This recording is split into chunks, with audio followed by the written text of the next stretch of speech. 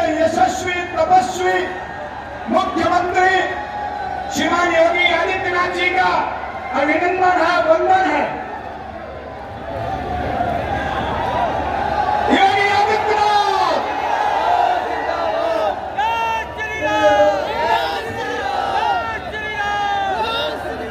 योगी आदित्यनाथ, योगी आदित्यनाथ। कोई चुनाव नहीं लड़ रही है क्या? कांग्रेस सरकार बनाएगी क्या?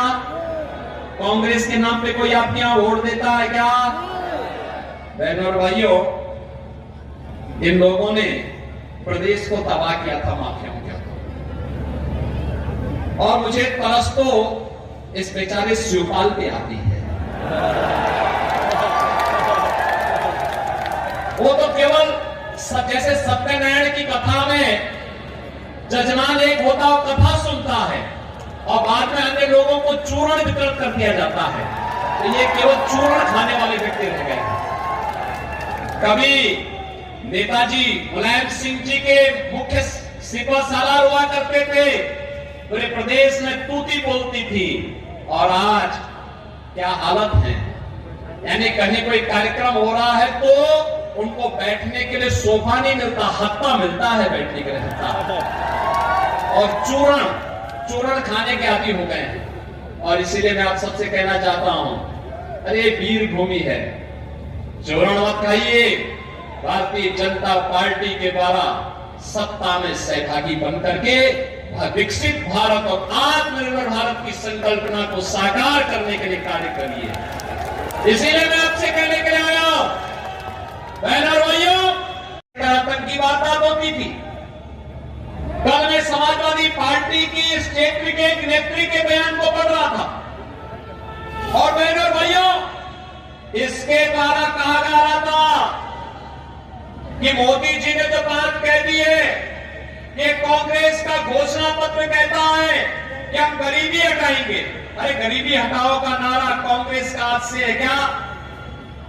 आज से 54 साल पहले श्रीमती इंदिरा गांधी जी ने 1970 में नारा दिया था गरीबी हटाओ का, और 54 वर्ष के बाद उनका पोता भी वही पोता रटन कर रहा है कि हम गरीबी हटाएंगे। अरे 65 वर्षों तक शासन किए थे, तब तो कुछ कर नहीं पाए थे, और आज गरीबी हटाओ की बात याद आ रही है। जब कांग्रेस की सत्ता थी तो गरीब भूखों मरता था, किसान आत्महत्या करता था, बेटी और व्यापारी सुरक्षित थी, और नौजवान पलायन करता था। आज कहते हैं गरीबी हटाएंगे, और गरीबी कैसे हटाएंगे? गरीबी हटाने के लिए कह रहे हैं कि हम आपकी प्रॉपर्टी का सर्वे करवाएंगे। यानी आपके बाप दादों ने, आपके माँ बाप ने अगर कोई मकान एक शहर में बना दिया, एक गांव में बना, परिवार में 5 लोग हैं और 2 कमरों में रह सकते हैं, 4 कमरे हैं, तो 2 कमरे को ये लोग कांग्रेस और सपा के लोग हड़पने का कार्य करेंगे, हम सर्वे करा देंगे। अरे मेहनत करेगा हमारा आदमी, और हड़पने के लिए फिर एक कांग्रेस और सपा के गुंडों को आप छूट देंगे कि वे आपकी संपत्ति हड़पने का काम करेंगे? क्या ये अधिकार देंगे आप? लेकिन कांग्रेस और सपा का इंडी गठबंधन का घोषणा पत्र इस बात को कहता है। और बहनों और भाइयों, मैं उनका बयान पढ़ रहा था, कह रहे थे कि मोदी जी ने कहा है कि माता बहनों के मंगलसूत्र पर भी संकट आने वाला है। हमारी हिंदुस्तान की संस्कृति है, शिष्टाचार है, परंपरा है कि हमारी माता बहनें स्त्री धन के रूप में जेवर को अपने यहां संभाल करके रखती। दुनिया के अंदर कहीं नहीं मिलता, केवल हिंदुस्तान में हमारी माताएं बहनें रखती है।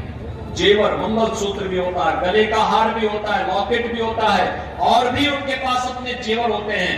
पैसा होता है उसको संभाल के रखती हैं, फिर जेवर खरीदती है, सोना खरीदती है, चांदी खरीदती है। हर परिवार में 1 तोला से लेकर के 1 किलो तक का सोना जरूर मिल जाएगा, क्योंकि वही उसकी अमानत होती है, वही उसका संस्कार होता है, और फिर वही अपनी आने वाली पीढ़ी को विरासत में देती है, अपनी बहू को देती है, अपनी बेटी को देती है। कांग्रेस के लोगों की बुरी दृष्टि उस पर है, और प्रधानमंत्री मोदी जी ने उसी ओर इशारा किया था। लेकिन बड़ा हास्यास्पद बयान यहां से समाजवादी पार्टी की नेत्री का आया। उनके द्वारा कहा जा रहा है कि मोदी जी पुलवामा के शहीदों की जो विधवा है उनके मंगलसूत्र का क्या हुआ? और भाइयों, हम भी पूछना चाहते हैं समाजवादी पार्टी की नेत्री से, जिन राम भक्तों का लहू समाजवादी पार्टी की सरकार में अयोध्या में बहाने का कार्य समाजवादी पार्टी की सरकार ने किया था, और नौजवानों के परिवार की विधवाओं का क्या हुआ, उनके मंगलसूत्र का क्या हुआ? हम प्रश्न पूछना चाहते हैं बहन और भाइयों, और एक प्रश्न आपको भी पूछना चाहिए। स्वर्गीय कल्याण सिंह जी ने अपना पूरा जीवन उत्तर प्रदेश के विकास के लिए और श्री राम जन्मभूमि के लिए समर्पित किया था। कल्याण सिंह जी की मृत्यु हुई, होता है, मृत्यु होती है। मुलायम सिंह जी की मृत्यु पर मैं स्वयं उनके पैतृक गांव में आया था और सेठई में आकर के मैंने स्वयं वहां श्रद्धांजलि अर्पित की थी, क्योंकि वे उत्तर प्रदेश के मुख्यमंत्री के रूप में उनकी कुछ न कुछ सेवाएं तो थी। मैं आया था, मेरी पार्टी के लोग आए थे, प्रधानमंत्री जी ने शोक व्यक्त किया था, लेकिन स्वर्गीय कल्याण सिंह जी की मृत्यु पर समाजवादी पार्टी के अध्यक्ष और समाजवादी पार्टी की तरफ से कोई शोक संवेदना नहीं व्यक्त की गई। बहनों और भाइयों, स्वर्गीय कल्याण सिंह जी के साथ इस प्रकार का भेदभाव, और अभी आपने देखा होगा एक माफिया मरा था, उस माफिया के लिए फातिया पढ़ने के लिए समाजवादी पार्टी के लोग कैसे विधवा विलाप कर रहे थे, यह भी दृश्य आपने देखा होगा, वह भी दृश्य आपने देखा होगा।